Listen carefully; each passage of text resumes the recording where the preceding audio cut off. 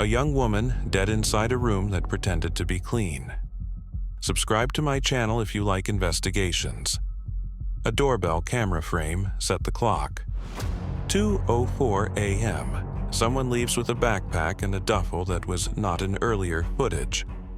A rideshare receipt shows a drop at a storage facility on Jefferson 30 minutes later. A charity intake form from 3 weeks before sits in a folder on the kitchen table, clipped to a photocopy of a foreign student ID. Two facts cannot both be true. A guest accepted under a housing charity to study, and a host whose phone stops moving at 1:51 a.m. The contradiction is physical, domestic, and immediate. The apartment tells on itself without raising its voice. A grocery receipt tucked beside the fridge magneted to a postcard shows a bulk purchase from a Dollar Mart at 9:57 p.m. Bleach, heavy-duty trash bags, rubber gloves. A building key fob log records 3 entries that night under a temp badge assigned to a guest. Her smartwatch sync halts midnight. The health app records a heart rate spike at 1:46 a.m., then nothing. On the hallway camera, a rolling suitcase appears where none was before. Every object points to motion outward that tries to erase motion within. Plastic wrap clings to a kitchen chair leg, tight and careless. A brand new mop leans in a closet, tag still attached, with one corner damp from its first use. A Metro card from last week is on the coffee table under a college brochure, each labeled with her neat handwriting. The coffee mug in the sink rack is hers. The second mug is rinsed and turned upside down with obsessive care. The guest mattress on the floor shows an indentation like a body sat there fully dressed, ready to move. Police work starts with hands and eyes. A latex glove pull exposes a cuticle snag on the underside of the bathroom counter where someone gripped too hard. A trace kit picks up bleached cotton fibers in the tub drain. The building security printout clocks the front door cycling between 1:31 and 2:04 a.m. A rhythm that doesn't match her habits per a calendar pinned above the desk. The apartment breathes out a quiet truth. Someone practiced cleaning who did not yet understand what clean looks like in the morning light. The duffel leaving the building crosses a lobby camera frame. The backpack straps are adjusted mid-step, a nervous hitch. In the storage facility corridor footage, the same figure keeps a head down, pulled cap in place. A locker lease signed in a different name appears in the manager's binder. The signature arcs like the one on the charity intake, but the spelling is off by one letter. The receipt for the first month's rent prints at 2:41 a.m. The overnight attendant logs, in pen, the smell of chemicals coming from the corridor by Unit 27. The story opens in the middle of movement because arrival is already over. An Afghan refugee student accepted by a Los Angeles housing charity for short-term placement. A host proud of doing her part. 22, 2 part-time jobs, an evening class, a shelf of cookbooks with sticky notes, a program binder with a welcome checklist and a safety guideline nobody reads twice, a roommate agreement on a clipboard with an empty line where the guest should have written an emergency contact. Paper leaves a trail down a corridor that someone tried to wash away. The front door yields to a spare key from the neighbor. The air stands heavy with bleach. The living room is staged in haste, throw blanket folded, shoes lined, TV remote centered. The hallway camera, still image in the property manager's email, shows the guest returning at midnight with a grocery bag heavier than groceries usually sag. The bag brand matches the Dollar Mart receipt on the fridge. The carpet under the couch edge looks a shade too bright, newer where something was slid away. A police photographer's scale card sits next to a faint scuff. There is no sign of ransacking. There is no forced entry. The bedroom drawer stands slightly ajar, with a charity welcome packet inside. The program's safety sheet recommends first names only, limited share of keys, and weekly check-ins. The host wrote her full name, full address, and her class schedule in neat print. Trusting forms the way she trusted the program. A city transit card balance inquiry on her laptop from earlier that day shows enough for 2 rides home. The ride came. She did not leave. The anomaly is ordinary. The dishwasher is full and running with only knives and the single mug placed on the bottom rack, blade ends forward, as if someone believed machines could scrub stories off steel. A residue test swab from the drain comes up warm for bleach. It is over-cleaning that points to the mess. The wall calendar shows a circled rent day and a lunch with a friend that won't happen. On the counter, the phone's last significant location ping ends right here, at 1:51 a.m., even as the rideshare app on a different phone shows movement after 2. 2 floors below, a neighbor saved several nights of door camera motion. On one, the guest arrives with a plastic tote that wasn't part of his initial move-in. On another, he lingers in the stairwell scrolling a phone, the screen reflecting in the lens. The charity coordinator's voicemail left at 9 a.m. sits unheard. The transcript reads, "Just the weekly check-in, how is it going?" A receipt for a used phone store on Vermont Avenue shows a purchase of a prepaid line 2 days prior. 2 names, 1 person, 1 story that is about to split. He arrived as a student with paperwork that looked neat at a glance. A photocopy of a language school acceptance, a refugee assistance referral, a student email address that forwards to a generic inbox. The charity is small, staffed by people who stretch hours to make a rent for others. The caseworker's notes show he said he studied biology and wanted to transfer credits, that he liked quiet and would help with groceries, that he had no local family. She wrote her assessment in 1 line. Seems shy. Keep an eye first week. The hostel stay before her place is paid by a grant. A receipt records the last night before the move-in. Her competence surfaces in everything. Bank statements show careful budgeting, rent share paid early, a grocery loyalty account used for sales, a shared ride pass renewed. A class syllabus in her backpack shows deadlines plotted week by week. Her planner has the charity orientation highlighted and a list of questions. She is the kind of person who sets mugs on coasters and folds laundry right out of the dryer. She also writes little kindnesses in her notes. Ask about his courses, staple Wi-Fi password for him. The vulnerability is trust stretched thin by work, school, and the need to sleep fast. One detail feels off even among the quiet order. The guest's shoes under the coat rack are dry at 2 in the morning, despite a light rain caught on other cameras. The houseplant near the window has soil scuffed across the sill like a hand braced there hard.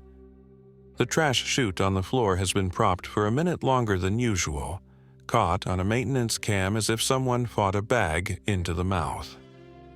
The building's laundry room sign-in sheet shows his initials at midnight for a wash that never ran.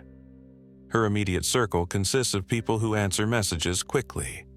A coworker texts at 10 p.m. asking if the guest settled. The thread ends with her last, all good, thumbs up. The neighbor couple across the hall writes they saw him carrying boxes earlier in the week. Polite, eyes down. A soft voice that did not match the physical presence caught on camera this night. The charity coordinator's calendar reflects a planned drop-by sometime the following afternoon.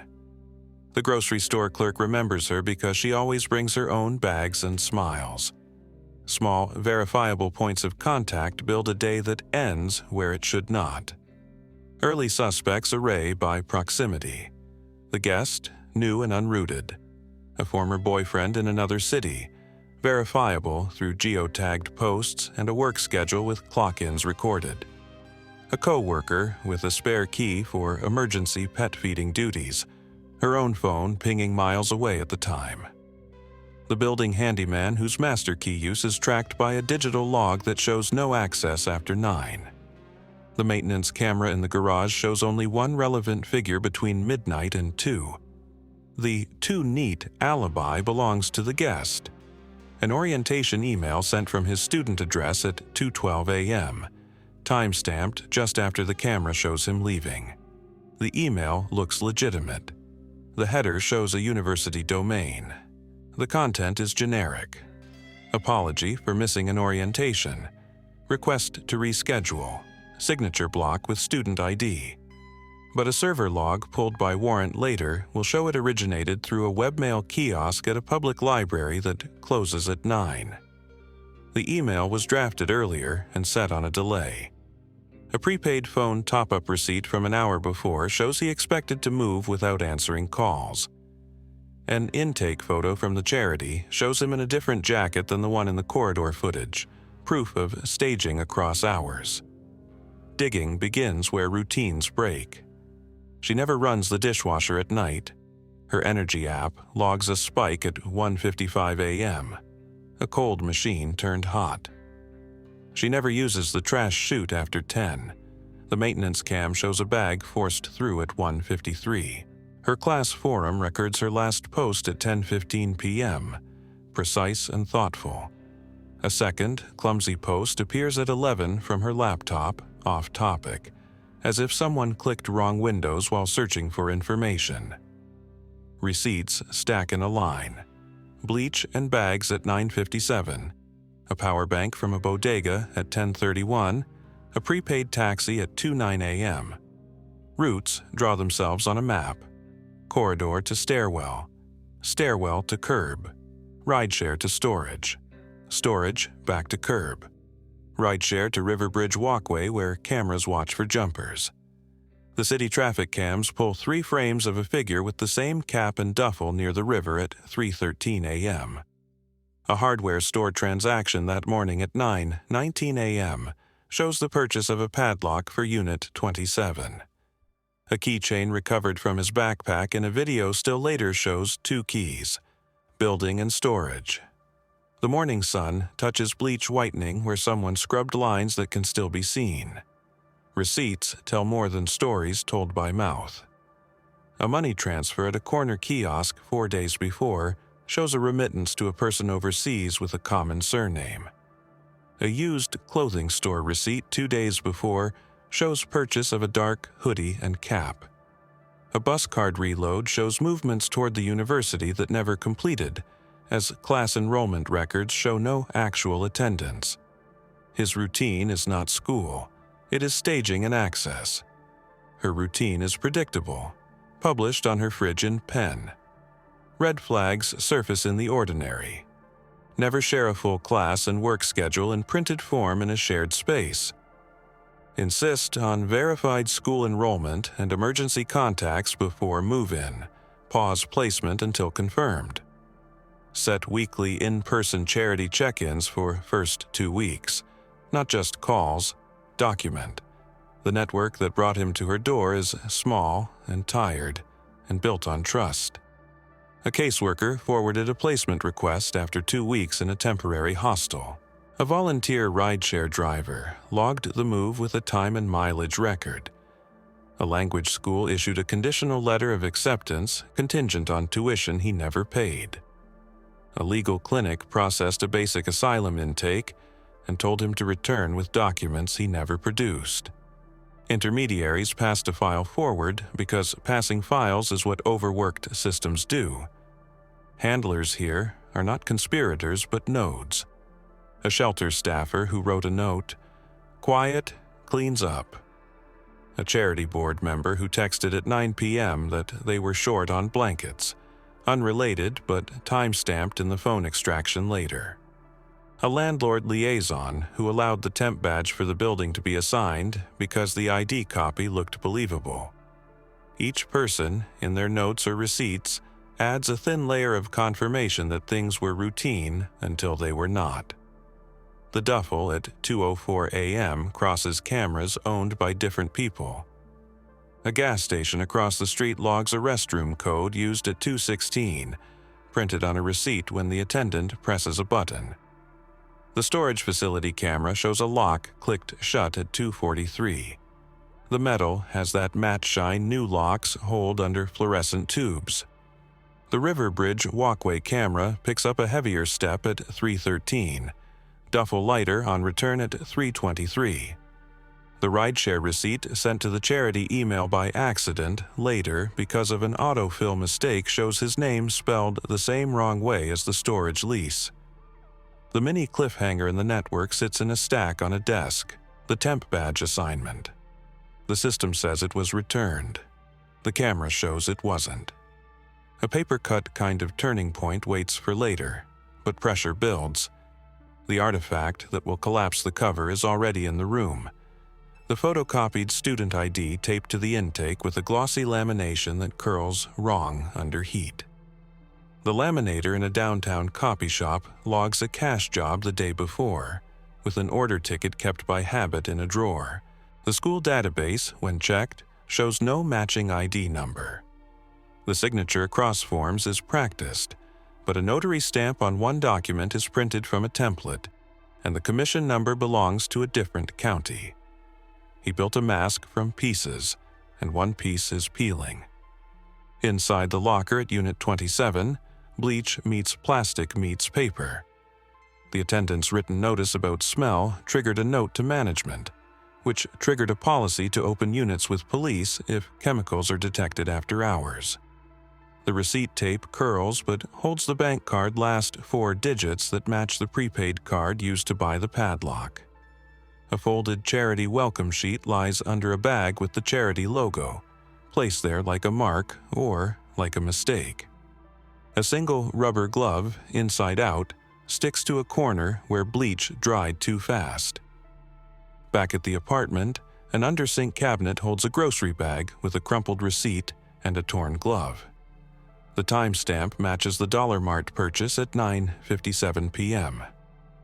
The cabinet wood swells slightly where water met it briefly. The bath mat holds the ghost of a boot print that matches the tread of the guests' shoes from earlier photographs the charity took at move-in for their routine condition of room checklist. His shoes at 2 a.m. in the corridor are dry. The boot print was made before he cleaned. Objects are patient witnesses. They outlast planned stories. In her planner on the desk lies a small envelope with cash from a side job babysitting. The amount noted in pencil is modest. It is untouched. Her laptop shows an open tab with How to Set Boundaries with House Guests, timestamped at 7:41 p.m. She had sensed something. She had not named it yet. The charity placement chat logs include one line from her the first night. All fine so far. The second night, there is no line. He moved through the building as if belonging were an object you could borrow. The temp badge worked when the system said it should not. The night guard on duty logged nothing unusual because nothing looked unusual. The camera sees the truth without caring. A figure, a duffel, a cap, a gate. The heavy-duty trash bag, by brand and size, matches the box under the sink. The bleach bottle in the recycling bears fingerprints smeared by cleaning, but still present along the ridged neck. The room that tries to lie leaves a better record than any witness who sleeps. Back at the charity office, a file cabinet holds 3 copies of his paperwork.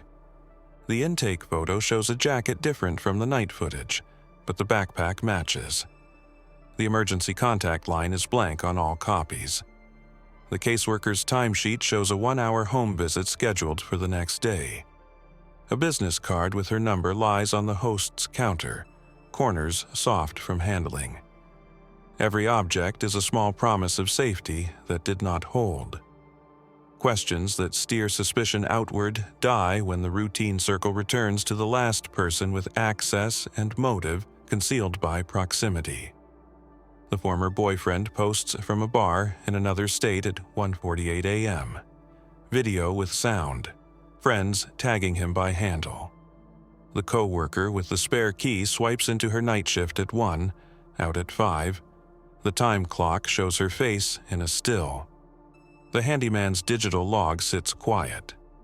The only alibi that looks smooth is manufactured, sent from a delayed email to paint a student busy with school tasks at the exact moment he is on camera elsewhere. A second dig reveals minor frauds that make the major violence legible. The student ID number aligns to a different name when padded with a digit. The asylum case number on his legal clinic brochure belongs to a pending file, but not his.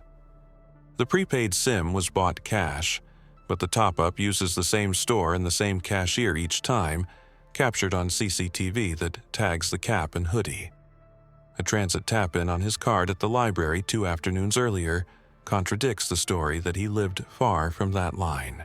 A social media account with a similar name to his supplies, 3 sunset photos with palm trees, and no people. The EXF data places them 2 miles from the storage facility. Her life leaves a different residue. A thrift store, credit from last week for a bag of clothes she dropped off. A takeout meal receipt for 2 on the first night.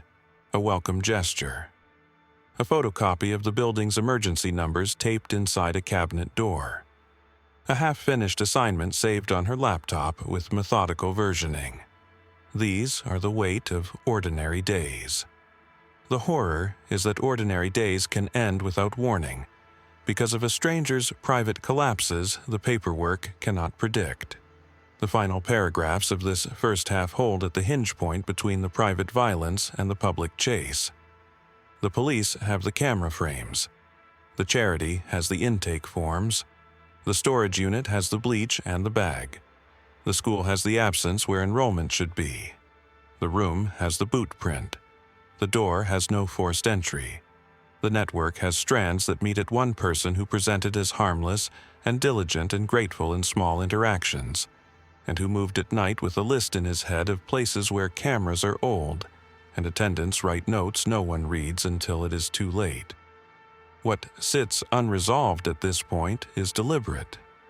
The temp badge return log says the badge is back in the office drawer. The camera says otherwise. The signature on the student ID says legitimacy. The database says no. The charity safety sheet says never share full schedules. The fridge says she did. The duffel goes to a storage locker that smells of chemicals. The unit next door belongs to someone who works nights and never sees anyone come or go.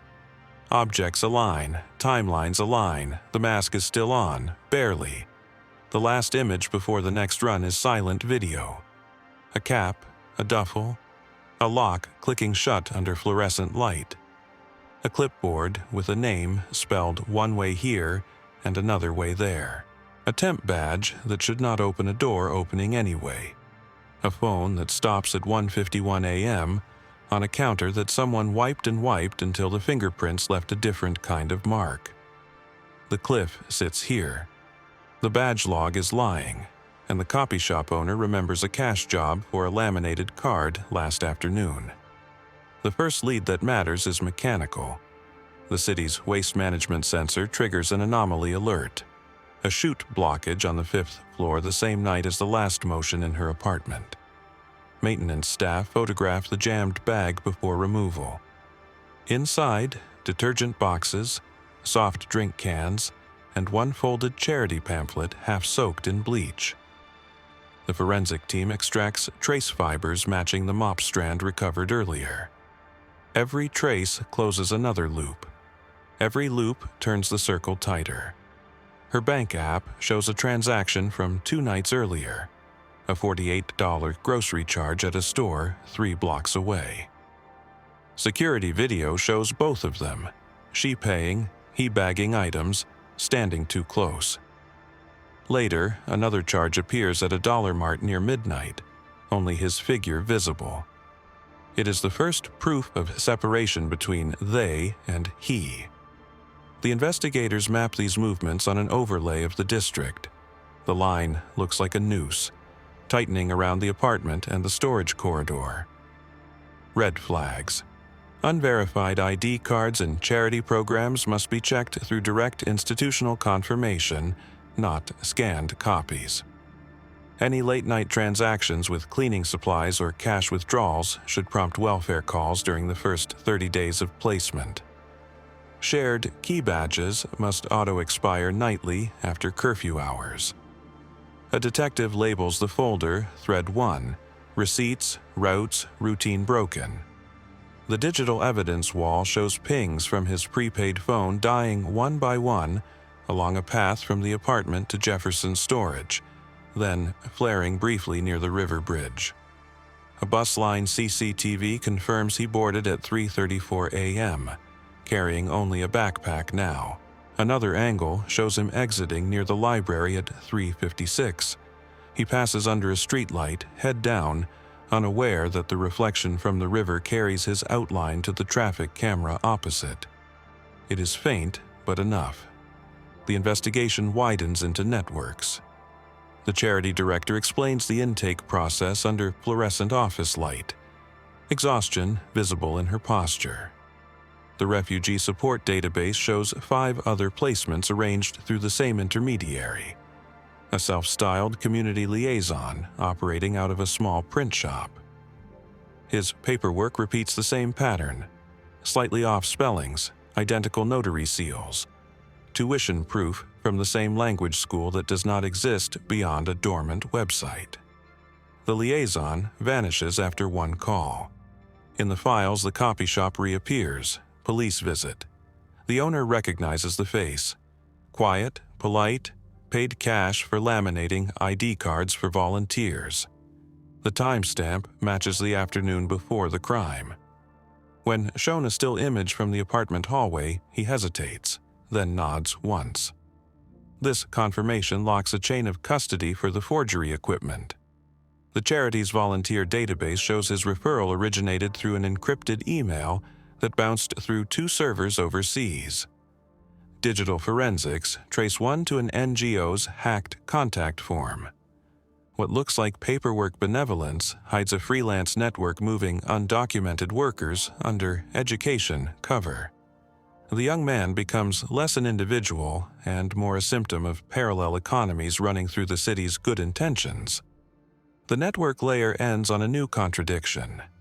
The same intermediary submitted another placement request the day after the murder, using her address again as the host location. Someone attempted to reuse a crime scene. The turning point arrives in paper form. During property retrieval from the storage unit, a thermal receipt curls in the heat of the evidence lamp. It lists a 24-hour laundromat charge at 3:07 a.m., exactly during the gap between the bridge and the bus camera. Detectives pull CCTV from that laundromat. In one frame, the camera catches his reflection in a vending machine glass. Same cap, same backpack, jacket sleeves rolled to elbows wet.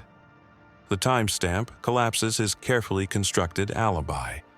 He was not sending delayed emails from a dorm, but washing away fibers less than an hour after the murder. Across the city, immigration enforcement runs fingerprints from the bleach bottle against asylum applicant files. The match hits a prior deportation order under another name, another year. His student identity dissolves in pixels on the monitor. Mini cliffhanger. The charity realizes its entire intake database may contain others under that same false network. Deep dive corroboration begins. 2 independent confirmations align: the laundromat video and the copy shop logbook. Both show dates and hours impossible to reconcile with his version of events. A third layer arrives from financials. The prepaid card used for bleach purchase also bought the padlock, and the surveillance from the storage desk shows him signing the lease with that card still in hand. These stacked confirmations pull the case out of conjecture and into provable sequence. Witness testimony adds texture. The neighbor hearing the dryer hum at 3 a.m., the security guard remembering a faint bleach smell when the guest returned at dawn, the rideshare driver describing silence in the back seat but a faint metallic scent. Nothing graphic, only patterns aligning toward intent. Outcome follows evidence. He is arrested 2 weeks later in a bus terminal heading north, traveling under yet another alias. Charges include first-degree murder, identity fraud, and obstruction. Prosecutors prove every physical element: the bleach receipt, the badge misuse, the fake ID, the locker lease. The defense argues trauma, displacement, and misidentification. Jury deliberation lasts 2 days. Verdict: guilty on all counts.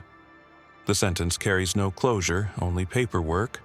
What remains unproven are the intermediaries, the liaison never found. The copy shop owner closes the store and disappears. The charity reforms its verification process and deletes hundreds of records, some legitimate, some not. The system cleans itself the way a crime scene once did, with bleach, silence, and new forms. Aftermath settles in the small things. Her mother stands before the apartment door one last time. The key will be melted for evidence destruction. The charity replaces paper forms with encrypted portals. The coordinator keeps her photo on the office wall as a reminder. The case becomes training material titled Host-Guest Dynamics, Los Angeles 2024. The young woman's name precedes every slide. Red flags, final. Programs placing vulnerable hosts or guests must require verifiable IDs through direct institution channels, never intermediaries. Emergency check-ins must occur in person within the first 72 hours. Background and mental health screenings must precede placement. Good intentions are not protection. In the end, the story contracts to one quiet image. A mop left drying against sunlight, fibers stiff with old bleach. Ordinary objects outlast the people who use them, bearing silent record of both care and destruction. Somewhere in the database, her last online post remains, a recipe, unfinished, titled for next week. And the voiceover closes on it. Grim, hopeful, factual.